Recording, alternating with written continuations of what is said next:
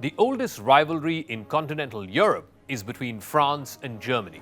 It traces all the way back to the Franco-Prussian War in 1870. The unification of German areas, excluding Austria, led to a feeling that Germany was becoming the dominant power in Europe. In the Franco-Prussian War, the French were comprehensively defeated, and in fact, two French territories, Alsace and Lorraine, they were taken over by the Germans. This was a lingering feeling among the French elite until at least World War I.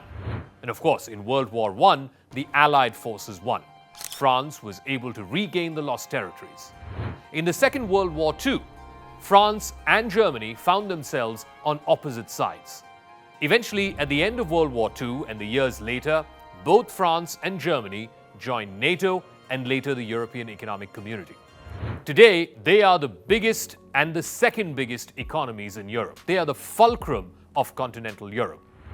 But those old wounds between France and Germany, the Franco-German rivalry, it's being revived yet again today, thanks to one man, Vladimir Putin, and his special military operation in Ukraine.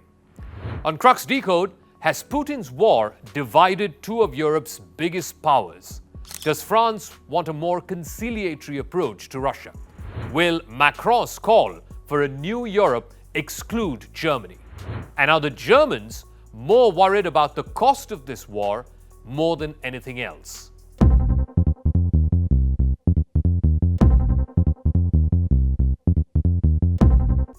Last month, Europe's second biggest country, France, was on the edge as the incumbent centrist president, Emmanuel Macron, was seeking a second term.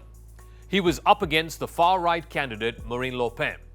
Her plan was a complete subversion of the idea of France as we know it, to make France into an autarkic, nationalist country. A country that is less integrated with Europe, more insular, and more inward-looking. But that was not the only reason. In fact, the very future of Europe's response to Russia's war and Vladimir Putin's war in Ukraine also hinged on the French election.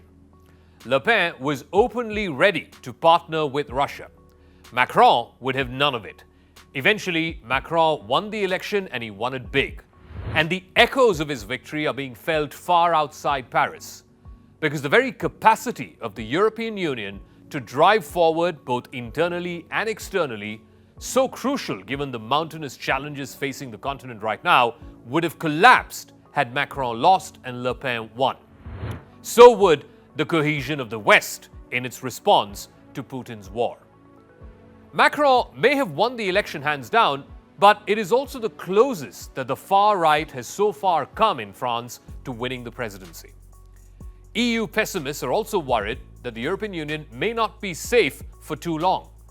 Whether we're talking about inflation, the cost of living, weaning Europe of Russian energy dependence, holding a common line against Vladimir Putin, or simply protecting European values against right-wing populists, the EU is right now facing some of the most formidable challenges since the Second World War. And the worst part is that EU institutions seem to be hardly equipped to deal with these challenges. Meanwhile, Macron is constitutionally forbidden from standing again for election for a third term in 2027. Now, with the collapse of the traditional parties, the Republican left and the right parties, a Le Pen win, or somebody who succeeds her, perhaps a more charismatic successor, who would face an opponent who has less swagger than Macron, might have a real chance of winning the French presidency 5 years later. Now, much of French politics depends on whether France's improving economic performance follows through to show benefits that are visible on the ground, and whether the European Union is seen more as a source of strength and not as a source of weakness.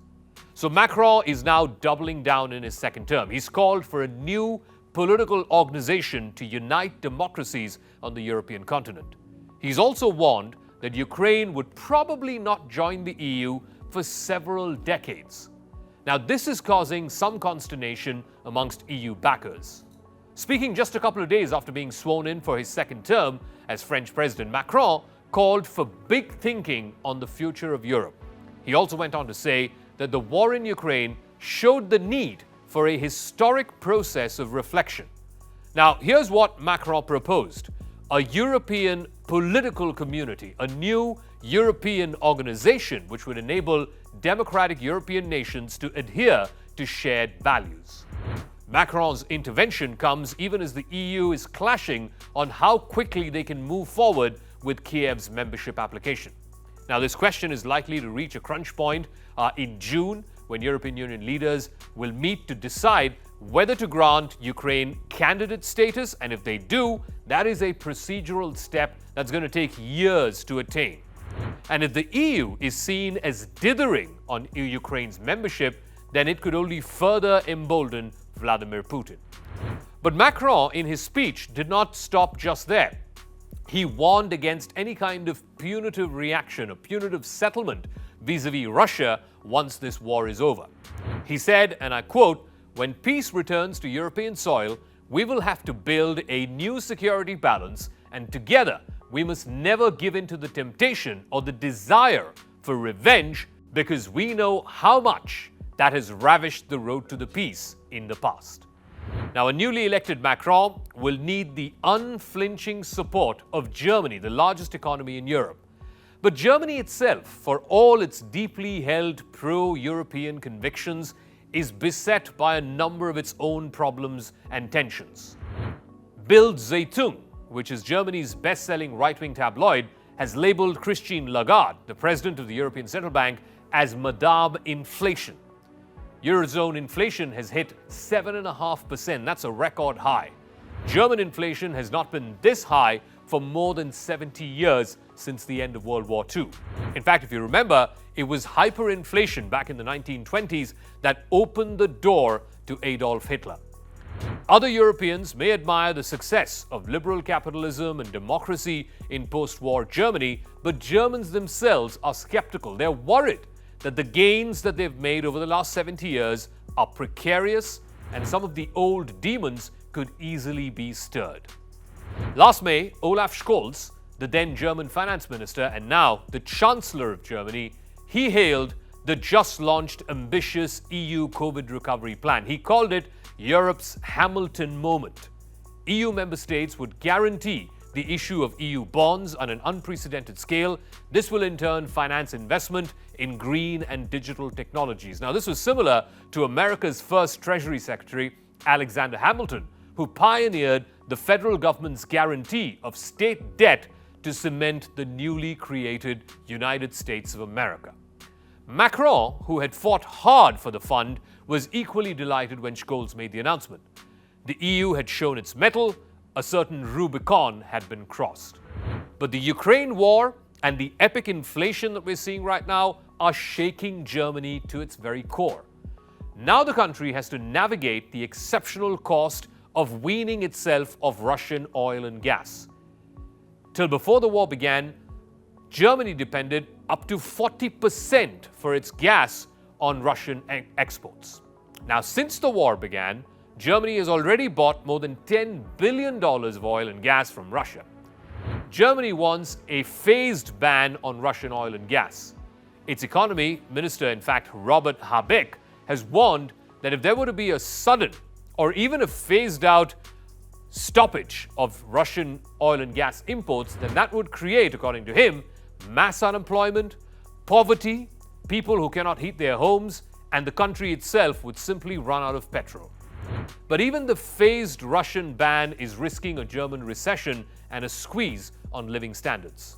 Germany must simultaneously fund its own energy transition as well as a vast defense build-up. In fact, it is just announced, after the war was announced, it just came out with a $100 billion military modernization fund since the beginning of the war.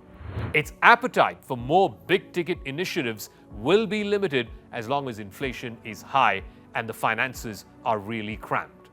So all of this means that the prospect of the rise of right-wing populism in mainland Europe looks all too real.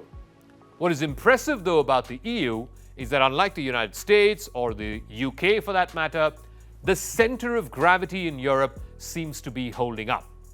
The mainstream French and German political classes, along with those in Spain, Italy, Holland, and beyond, they know that the European Union is a crucial bulwark, and they have no choice but to stand by it.